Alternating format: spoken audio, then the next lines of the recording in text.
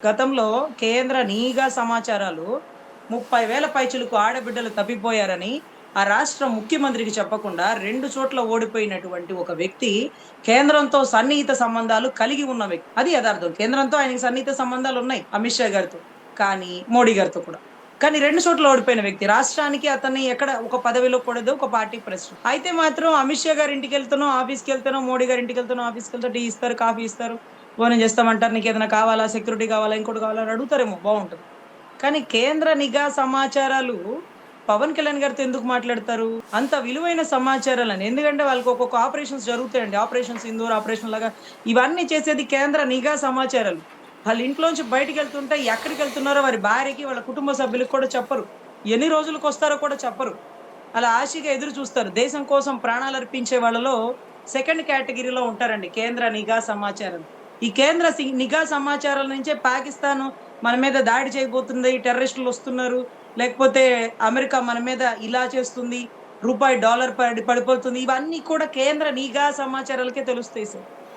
అయితే అటువంటి కేంద్ర నిఘా సమాచారాలు సొంత భార్యకు కూడా చెప్పని సమాచారాన్ని గౌరవ కొణిదెల పవన్ కళ్యాణ్ గారికి చెప్పినారట. ఎలా చెప్పినారు? పోనీ మీ రాష్ట్రంలో 30,000 పైచిలకు ఆడబిడ్డలు తప్పిపోయారని చెప్పారు. అదే మీరు ఎలక్షన్ పబ్లిసిటీలో కూడా చెప్పారు. అదేనా? కాదట. ఆ 30,000 పైచిలుకు మంది ఏదైతే రాష్ట్రంలో ఉండే వాలంటీర్ వ్యవస్థ ద్వారా తప్పిపోయారట. ఇది హైలైటెడ్ పాయింట్. రాష్ట్రంలో ఉండే అంటే వాలంటీర్ వ్యవస్థ ద్వారా 30,000 పైచిలుకు మంది ఎలా తప్పిపోయారు? రాష్ట్రంలో ఉండే వాలంటీర్ వ్యవస్థ కరోనా టైంలో ప్రాణాలకు తెగించి పనిచేసింది. నెలకి 5,000 జీతం. 5,000 జీతం ఇచ్చి ఒక ఉద్యోగి కూడా ఉండకూడదంటే అది ఉద్యోగస్తుడు కాదు. అతను వాలంటీర్. తనకి తాను వచ్చి సేవా దృక్పథంతో చేస్తున్నటువంటి ఒక పదజాలం వాలంటీర్. మీరు చూసుంటారు కదా! ఎన్‌హెచ్‌ఆర్‌సీలో వాటిలో వీటిలో రెడ్ క్రాస్ దాంట్లో, బ్లూ క్రాస్ దాంట్లో అంతా వాలంటీర్‌లుంటారు. సో, అటువంటి వాలంటీర్ అనే పదాన్ని పెట్టారు. సరే 50 ఇళ్ళకి ఒక వ్యక్తి సార్. ఈ 50 ఇళ్ళకి అతనికి సత్సంబంధాలు కలిగి ఉంటాయి సార్. ఈ 50 ఇళ్లలో ఆడపిల్లల్ని దేశాలు దాటించడానికి మీకు తెలుసో లేదో సార్, మీరొకసారి గ్రాఫ్ ఏసుకోండి. వాలంటీర్ వ్యవస్థలో 90% మహిళలే ఉన్నారు సార్. ఎందుకంటే 5,000కి ఏ మగవాడు పని మానుకొని వాలంటీర్‌గా కూడా పని చేయడు సార్. రోజు కూలీకెళ్తేనే 300, 400 వస్తాయి. అంతా కేవలం ఆడబిడ్డలే సార్. మీ ఇంట్లో అమ్మాయిని వాలంటీర్‌గా పెట్టండమ్మా నెలకు ఒక 5,000 వస్తాయి. ఆ 50 ఏళ్ళకే కదా ఏముంటది పని మేము చూసుకుంటాంలే పెట్టండమ్మా అంటూ ఎంతోమంది దగ్గరుండి పెట్టించినారు కేవలం మహిళలని. 50 ఇళ్ళకి ఒక వాలంటీర్. ఆ ఏరియాలోనే ఉంటారావిడ. ఉంటారావిడ. పెళ్లి కానమ్మాయా, పెళ్ళైన వాళ్ళా, పెద్దవాళ్ళా ఏదో ఒకళ్ళు పాపం వాలంటీర్. అటువంటి వాలంటీర్ల ద్వారా 30,000 పైచిలుకు ఆడబిడ్డలు దేశాలు దాటిపోతున్నారు. వాళ్ళ జిల్లా గూడా దాటిరారే వాలంటీర్లు. ఆ మండలం, గ్రామం కూడా దాటిరారే. దేశాలు దాటి ఆడబిడ్డలను తరలిచ్చేస్తున్నారు. వీళ్ళే కారణం అంటూ ఏ ఆధారాలతో, ఏ శాంటిటిటీతో మీరు మాట్లాడారు సార్? గౌరవ డిప్యూటీ సీఎం సార్. అలా మాట్లాడొచ్చా సార్? అసలు కేంద్ర నిఘా సమాచారాలు మీకెందుకు చెప్పినియి సార్? మీకెందుకు చెప్పినియి సార్? అంటే ఏ రైట్‌తో మీరడిగినారు? ఏ రైట్‌తో అవి చెప్పినియి? మీరేమన్నా హోంశాఖ మంత్రులు అమిత్ షా గారంటే కేంద్ర హోంశాఖ మంత్రి. ఆయనకి కొంత చెప్పొచ్చేమో. ఆయన కూడా ఆ సమాచారాన్ని మీతో షేర్ చేసుకోరు గదా! పోనీ షేర్ చేసుకున్నా, "ఏమయ్యా మీ రాష్ట్రంలో 30,000 మంది దేశాలు దాటి ఎళ్ళిపోయారయ్యా" అంటారు. కానీ ఎక్కడ ఏ రాష్ట్రంలోనూ లేదు ఈ వాలంటీర్ వ్యవస్థ. మన రాష్ట్రంలో ఉందని వాలంటీర్ వ్యవస్థ ద్వారా తప్పిచ్చేసినారని జెప్పారు. మళ్ళీ మీరే 2, 3 రోజుల్లో నేనెందుకమ్మా అలా అంటాను. ఎందుకంటే అప్పట్లో రంగవల్లి అని ఒక ఆవిడ వాలంటీర్ ఒక ఆవిడ విజయవాడలో కేస్ వేసింది. సార్ మా గురించి అలా మాట్లాడారు సార్. సార్ సార్ అని. సో ఇప్పుడు ఏదైతే ప్రొఫెసర్ నాగేశ్వరరావు గారికి మీరు అడిగినారు కదా! ఏ సమాచారం మేరకు చెప్పారు? నిరూపించండి. లేకపోతే వెనక్కి తీసుకోండి. అంతే కదా మీరడిగింది? ఇప్పుడు కూడా మేము ఓపెన్ ఛాలెంజ్ అడుగుతున్నాం పవన్ కళ్యాణ్ గారిని, గౌరవ డిప్యూటీ సీఎం గారిని. ఇప్పుడు మీరు చెప్పండి. కేంద్ర నిఘా సమాచారాలు బయటికి వెళ్ళేటప్పుడు వాళ్ళ కుటుంబ సభ్యులకే వాళ్ళెక్కడికెళ్తున్నారో చెప్పరే. ఏ ఆపరేషన్‌లో పాల్గొంటున్నారో, ఆపరేషన్ కంప్లీట్ అయ్యే వరకు ఆ ఆపరేషన్‌లో ఎవరెవరున్నారో చెప్పరే. అండర్ వరల్డ్ స్క్వాడ్‌గా పనిచేస్తారే వాళ్ళు. అటువంటి నిఘా సమాచారాలు అంత విలువైన సమాచారాన్ని మీకెందుకు చెప్పినియి? మీకెందుకు చెప్పినియి? మీరు నిరూపించగలరా? పోనీ తప్పిపోయిన 30,000 మందిని 90% మహిళలు పనిచేస్తున్న వాలంటీర్ వ్యవస్థ ద్వారా తప్పిపోయారా? అంటే ఒక మహిళలే ఇంకొక 30,000 పైచిలుకు మహిళల్ని దేశం దాటించేసినారా? అంటే మహిళలే మహిళల్ని దేశం దాటిచ్చేసినారు. అంటే 90% మహిళలు సార్, 10% మగవాళ్ళు సార్. సో, అంత పెద్ద నింద ఆయనే వేసేసినారు సార్. మళ్ళీ 3 రోజుల్లో మీకు 5,000 కాదు మీకు 10,000 ఇస్తానమ్మా. మీ నోటి కాడ నేనెందుకు లాగుతానమ్మా అని ఆయనే అన్నారు. కానీ నిఘా సమాచారాలు వెనక్కి తీసుకోలేదు సార్. మీ ఉద్యోగాలు తీసేయను, మీ నోరు కొట్టను, 5కి 10 ఇస్తాను అన్నారు సార్. ప్రభుత్వం వచ్చి ఎన్ని నెలలైందో, ఎన్ని సంవత్సరాలైందో మీరు చూడండి సార్. ఈ రోజు కూడా వాళ్ళని పలకరించే దిక్కు లేదు సార్. వాళ్ళ గురించి వాళ్ళ మీద అంత పెద్ద నింద వేసినారు. మహిళల మీద అంత పెద్ద నింద వేసినారు. కేంద్ర నిఘా సమాచారాలు చెప్పినాయి అంటూ అంత పెద్ద స్టేట్మెంట్ ఇచ్చినారు. నేను ఆయన్ని బూతులు తిట్టట్లా, ఆయన తప్పుగా మాట్లాడట్లా. ఏ శాంటిటీతో మీరు ఆ మాట అన్నారు? అది మీరు నిరూపించగలరా? తప్పిపోయిన 30,000 పైచిలకు ఆడబిడ్డల్ని మీరు వెనక్కి తీసుకురాగలరా? ప్రభుత్వంలో మీరే ఉన్నారు, సెంట్రల్‌తో సత్సాంగత్యంలో మీరే ఉన్నారు. మీరు వెనక్కి తీసుకురాగలరా? అదే మీరు గతంలో మాట్లాడిన మాట. జగన్ కేంద్రంతో నేను ప్రభుత్వంలోకి రాగానే కేంద్రంతో నిన్ను ఆట ఆడిస్తాను చూడు, కేంద్రంతో చెప్పి నిన్ను ఆట ఆడిస్తాను చూడు అన్నారు సార్.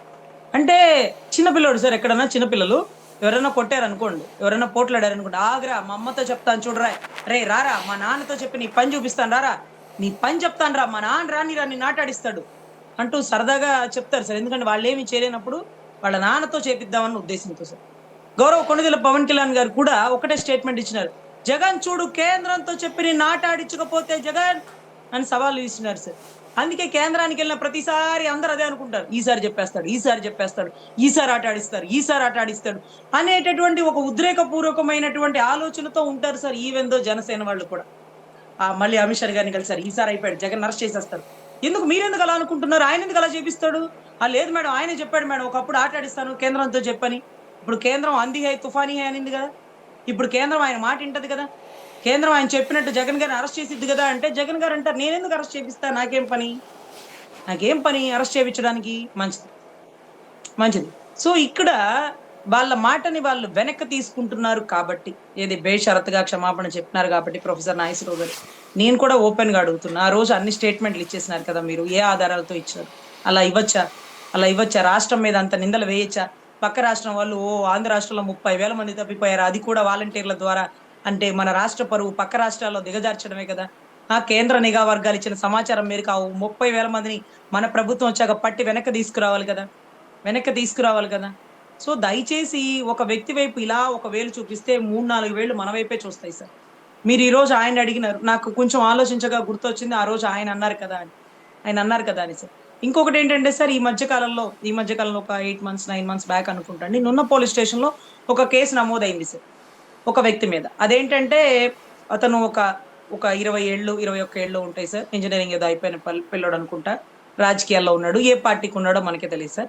అయితే అతను పవన్ కళ్యాణ్ గారిని అన్నాడు సార్, లకారంతో ఒక పదాన్ని వాడి, దాని కింద ఆయన ఇచ్చిన స్టేట్మెంట్ ఏంటంటే 30,000 పైచిలకు ఆడబిడ్డలు తప్పిపోయారు కదా, ఎక్కడున్నారో తీసుకురారు ముందు అంటూ కూడా చవాకులు పేలినారు సార్. ఆ ఒక్క మాటే చక్కగా అడిగినాడు. ముందు లకారంతో ఒక పదం వాడాడు సార్. అతను అడిగిన ప్రశ్న కరెక్ట్ సార్, కానీ అతను ముందు లకారంతో పెట్టినటువంటి బూతు పదం తప్పు సార్.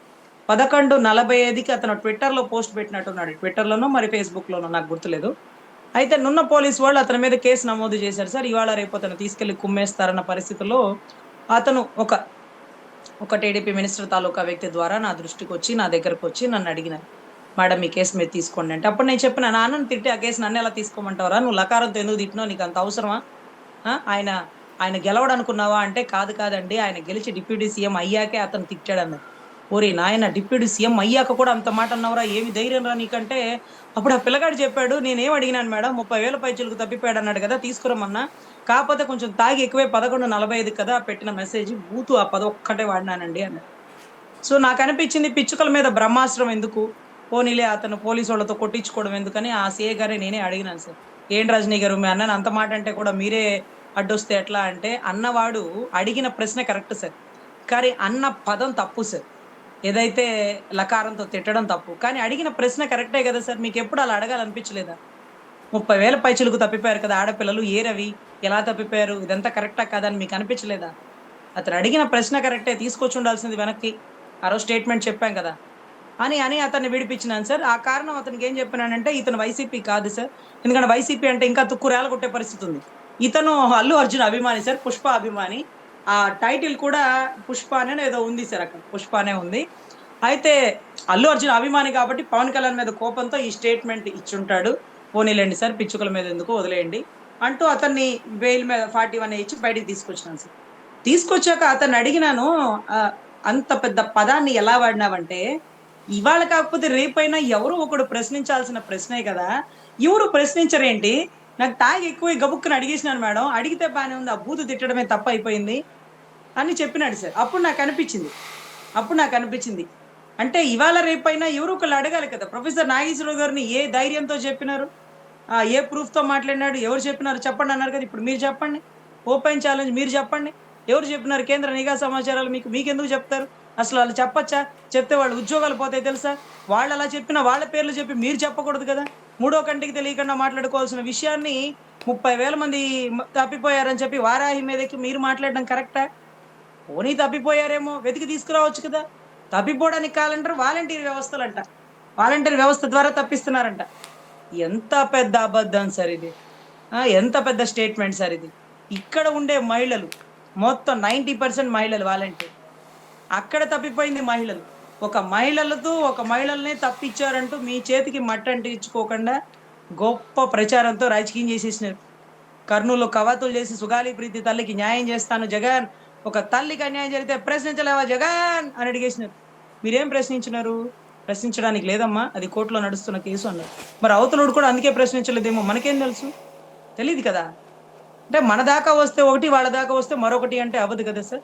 సో, దయచేసి ఆయన అరెస్ట్‌ని మనం ఖండించకపోయినా, ఇలాంటి మాటలు మాట్లాడేటప్పుడు బేషరతుగా వెనక్కి తీసుకోమని మిమ్మల్ని అడిగే ధైర్యం వైసీపీలో ఉండే మినిస్టర్‌లకో, వైసీపీ నాయకులకో లేదు కాబట్టి, మీరు గౌరవ డిప్యూటీ సీఎం హోదాలో ఉన్నారు కాబట్టి, ఇటువంటి స్టేట్‌మెంట్‌లు ఇచ్చేటప్పుడు మీరు కూడా ఆచితూచి ఆధారాలతో ఇవ్వండి. ఈరోజు కూడా 2 తెలుగు రాష్ట్రాల్లో కూడా నిఘా సమాచారాలు ఇంకా కూడా మహిళల మీద ఎంతమంది మీద దాడులు జరిగినాయి, ఎంతమంది చనిపోయారని ఒక ఫిగర్ ఇస్తది. ఇంతమంది, ఇంతమందని. వీళ్ళ ద్వారా, వాళ్ళ ద్వారా అని చెప్పిన చరిత్ర ఎప్పుడూ లేదు. కానీ మీకు చెప్పినియి చెవులో. వాలంటీర్ వ్యవస్థ ద్వారా తప్పిపోయారని. అదేంటో మాకర్థం కాల. పాపం. మన కళ్ళ ముందు వాళ్ళే. మన వాలంటీర్లు, మన ఇళ్లలో పిల్లలు, మన సందుల్లో, గొంతుల్లో పిల్లలు. చక్కటి చదువుకున్న పిల్లలు. వాళ్ళ మీద అంత పెద్ద నిందేసేసినారు. కరోనా టైంలో మీరు ఎక్కడో తెలంగాణలో ట్రీట్‌మెంట్ తీసుకుంటున్నారు. మీకు కూడా కరోనా వచ్చింది. మీరు చాలా ప్రాణాంతక పరిస్థితి నుంచి బయటకొచ్చారు. మీరు తొందరగా కోలుకోవాలని మేమందరం భావించాం. మీరు కనీసం ఆంధ్ర రాష్ట్రంలో అడుగు పెట్టలేని పరిస్థితిలో ఉన్నారు. కానీ ఇదే ఆంధ్ర రాష్ట్రంలో కరోనాతో ఎంతో మంది చనిపోతే, ఆ కరోనాలో కూడా ప్రాణాలకు తెగించి ఆడబిడ్డలు ఇంట్లో వాళ్ళ భర్తని, బిడ్డని అక్కడ పెట్టి వీళ్ళకి సరుకులు, కూరగాయలిచ్చి దేశ విదేశాల నుంచి ఎవరెవరొచ్చారు, హైదరాబాద్ నుంచి ఎవరెవరొచ్చారు, మీకు వ్యాక్సిన్ అందిందా, మీకు బ్లీచింగ్ వేసుకున్నారా, మీకు పారాసెటమాల్ అందిందా, మీకు ట్రీట్‌మెంట్‌కొచ్చారా, మీ ఇంట్లో ఎవరెవరుంటారు, కొత్త వాళ్ళెవరొచ్చారు, మీకు కరోనా వచ్చిందా, మీరు ఈ ఫుడ్ తినాలి, ఆ ఫుడ్ తినాలి. ఇవన్నీ పని చేసినటువంటి వాలంటీర్ వ్యవస్థని మీరు వేసిన అతి పెద్ద అమానుషమైన నింద వీళ్ళే, వీళ్ళే ఆడబిడ్డల్ని దేశాలు దాటిచ్చినారు అని. ఆధారాలు లేవు. కేంద్ర నిఘా సమాచారాలు ఎంతవరకు చెప్పినాయో తెలీదు. ఈ రోజుకి తప్పిపోయిన ఆడబిడ్డలను వెనక్కి తీసుకురాలేదు. ఆఖరికి తాగుబోతులు తాగి నిజాలు మాట్లాడతారన్నట్టుగా వాడు తాగి 11:45కి పెట్టిన స్టేట్‌మెంట్ ఆ పిల్లగాడు. తప్పిపోయినోళ్ళని పట్టక తెచ్చావా అని ఒక డిప్యూటీ సీఎంనే ప్రశ్నించినాడు. అంత మాత్రం ప్రశ్న ఈ రాష్ట్రంలో ఉండే మేధావులు ప్రశ్నించలేకపోయారు. బేషరతుగా మీరన్న మాటని వెనక్కి తీసుకోమని మిమ్మల్ని అడగలేకపోయారు. లేదా ఆధారాలతో నిరూపించమని మిమ్మల్ని అడగలేకపోయారు. ఇది వ్యవస్థ. ఇదే ప్రజాస్వామ్య వ్యవస్థ. ఇలా నడుస్తుంది సార్. సో, దయచేసి మేధావులు వారి అమూల్యమైన గొంతుని వినిపించాలి. తప్పుని ప్రశ్నించాలి. దాని పర్యవసానం ఏవైనా జరగనివ్వండి. కన్నా రజనీ గారికి వైసీపీ కండువా కప్పనివ్వండి, వైసీపీ కిరీటాలు పెట్టనివ్వండి, బూతులు తిట్టనివ్వండి, ఇంకొకటి చేయనివ్వండి. వాటెవర్ ఇట్ మే బి నేను అడిగిన ప్రశ్నలో బూతులు లేవు కదా! మీరన్న మాటల్ని మీకే చెప్పినాం. ఏ ఆధారాలతో మీరన్నారు? బేషరతుగా వెనక్కి తీసుకుంటారా? ఆధారాలు ప్రొడ్యూస్ చేస్తారా? తప్పిపోయిన ఆడపిల్లల్ని వెనక్కి తెస్తారా? ఏ వాలంటీర్లు దేశాలు దాటిచ్చినియి? ఇన్ని వేల మంది ఉన్నారు కదా వాలంటీర్లు. ఎంతమంది దాటిచ్చినారు? ఎంతమంది ఈ కేసులో ముద్దాయిగా ఉన్నారు? పట్టుకోండి సార్. అరెస్ట్ చేయండి సార్. నోటి మాటే కదా! ఒక పార్టీ ప్రెసిడెంట్‌గా ఉన్న మీరు నోటి మాటతో అన్ని మాటలు మాట్లాడితే, ఒక అనలిస్టు, ఒక ప్రొఫెసరు, వయసు రీత్యా పెద్దవాడు ఏదో కొద్దో గొప్పో పావలా పర్సెంట్ ఆధారం లేకుండా అలా మాట్లాడడు కదా! అందులోను మీరు తేపకి జగన్ నేను ప్రభుత్వంలోకి రాగానే కేంద్రంతో చెప్పి నిన్ను ఆటలాడిస్తానంటే, వెళ్ళిన ప్రతిసారి కేంద్రంతో ఇదే చెప్తారేమోనని ఆశిస్తున్నారు. మీరు చెప్పరని, జగన్ గారిని అరెస్ట్ చేసే ఉద్దేశ్యం మీకు లేదని, జగన్ గారి జోలికి మీరు వెళ్ళదలుచుకోలేదని వాళ్ళకి తెలీదు కదా! వాళ్ళకి తెలీదు కదా! ఇప్పుడు తెలిసింది కదా! మీరు అరెస్ట్ చేపిచ్చరు. మీరు అరెస్ట్ చేపిచ్చరప్పుడు, మీకు అరెస్ట్ చేపించే అధికారం మీకు లేదనుకున్నప్పుడు, కేసులు కోర్టులు చూసుకోవాలి, సెంట్రల్ సీబీఐ చూసుకోవాలి, మాకేం పనని మీరు అంటున్నప్పుడు, మీ రాష్ట్ర ముఖ్యమంత్రి, మన రాష్ట్ర ముఖ్యమంత్రి జగన్ నేను తలుచుకుంటే నేను అరెస్ట్ చేయగలను. వద్దనుకుంటే ఆగగలను. పవన్ కళ్యాణ్ కూడా చెప్పాడు. జగన్ అరెస్ట్ చేయొద్దని అందుకే వదిలేసాను అని ఆయనే స్టేట్మెంట్ ఇచ్చినారు. అప్పుడు ఆయనకి చెప్పుండాల్సింది, సార్ మన ముఖ్యమంత్రులుగా, ఉప ముఖ్యమంత్రులుగా పరిపాలన చేయాలి గాని, జగన్ గారిని అరెస్ట్ చేయాల్సిన అవసరం మనకేంటి? సెంట్రల్ చూసుకుంటది కదా! మీరు అలా ఎలా స్టేట్‌మెంట్ ఇచ్చేస్తారు? పబ్లిక్ చూస్తుండగా. నేను తలుచుకుంటే నిన్ను అరెస్ట్ చేయగలను. కానీ ఎందుకులే అని వదిలేసినాను. పవన్ కళ్యాణ్‌ని అడిగినా, అతను కూడా అరెస్ట్ చేయొద్దులే అన్నాడు. అందుకే వదిలేసినాను. ఇలాంటి స్టేట్‌మెంట్‌లు, ఇలాంటి అనుచిత వ్యాఖ్యలు ఏ అధికారంతో మీరు మాట్లాడారు? ముఖ్యమంత్రి అయితే మీరు అరెస్ట్ చేయగలరా? ముఖ్యమంత్రి అయితే మీరు పేమెంట్ తీసుకొని అరెస్ట్ చేయకుండా ఉండగలరా? మీ పరిధి ఎంత వరకు? ఇలాంటివి ఇమ్మీడియేట్‌గా స్పీకర్ అనుభవం గల వ్యక్తులు నాదెండ్ల మనోహర్ గారు వెంటనే సీఎం గారికి చెప్పుండాల్సింది, సార్ అలాంటి స్టేట్‌మెంట్ మనం చేయకూడదు సార్. సార్ తప్పు సార్. మనకేముంటది సార్ అధికారం, సెంట్రల్ చూసుకుంటది అని చక్కటి భావజాలంతో బేషరతుగా వెనక్కి తీసుకోవాలని ఎలా అయితే ప్రొఫెసర్ నాగేశ్వరరావు గారికి చెప్పారో అలాగే సీఎం గారికి చెప్పాలా? మనం అలా అనుకుంటే భలేవాళ్ళే సార్, భలేవాళ్ళే. నేను స్పీకర్‌గా ఉన్నాను. మీకు తెలీదు నేను స్పీకర్‌గా ఉన్నానని చెప్పాల్సింది ఆయన అంటాడు. నేను 4 సార్లు ముఖ్యమంత్రిగా ఉన్నా నాకు తెలుసులే పోయి పని చూసుకోవయ్యా అంటారు. సో, ఇటువంటి పరిస్థితుల్లో ఆచితూచి అందరూ మాట్లాడితే బావుంటది. ఒకళ్ళు మాట్లాడగానే అలా ఎలా మాట్లాడతారు రజనీ గారు అంటూ నా మీద, అలా ఎలా మాట్లాడతారు ప్రొఫెసర్ నాగేశ్వరరావు గారు అని ఆయన మీద, అలా మా మీద పడే బదులు ఇన్ని మాటలు మాట్లాడిన మీరు ఏ సమాధానాలు చెప్తారు? ఒక ముఖ్యమంత్రి అరెస్ట్ చేయగలడా? ఒక ఉప ముఖ్యమంత్రి స్థాయిలో గతంలో 2 చోట్ల ఓడిపోయిన వ్యక్తి కేంద్ర నిఘా సమాచారాలు చెప్పినయని చెప్పచ్చా? అతనికెందుకు చెప్తాయి? అతనితో ఎందుకు మాట్లాడతాయి? అసలు ఎవరెవరు అధికారులున్నారో తెలుసా అతనికి? సో, ఇలాంటి విషయాలున్నప్పుడు మనమేంటి ఒక వేలు ఇటు చూపిస్తున్నాం. 4 వేళ్ళు మన వైపు చూస్తే. 4 వేళ్ళు మన వైపు చూస్తే. సో, ఒకటే సార్ మనం ఎక్కడ ఎవరిని బూతులు తిట్టలా. ఆయనన్నప్పుడు మరి మీరేంటి? హింసా రాజకీయాలని ఆయన్ని గొడ్డలి పార్టీ అన్నప్పుడు మరి మీదేం పార్టీ? గన్ కల్చర్ ఎవరిది? గన్ కల్చర్ ఎవరిది? రంగా గారిని చావుకు కారణం ఎవరు? మీ టైంలో జరిగింది. రాజారెడ్డి గారి చావుకు కారణం ఎవరు? మీ టైంలో జరిగింది. ఎవరెవరు చంపించినారో ఈ రోజుకి బ్రతికి బయట తిరుగుతున్నారంటే జగన్ రెడ్డి అనేవాడు అలాంటి వాడు కాదు అని మీరు నమ్మండి. నా తాతని చంపినోడు నా కళ్ళ ముందే తిరుగుతున్నాడు. నా తాతని చంపినోడు టీడీపీ పార్టీలో ఉన్నాడు అంటే జగన్ ఓర్పుగా, ఓపికగా ఎందుకున్నాడంటే నేను పరిపాలన చేయడానికి వచ్చాను కానీ హింసా రాజకీయాలు చేయడానికి కాదు అని నన్ను నమ్మండి.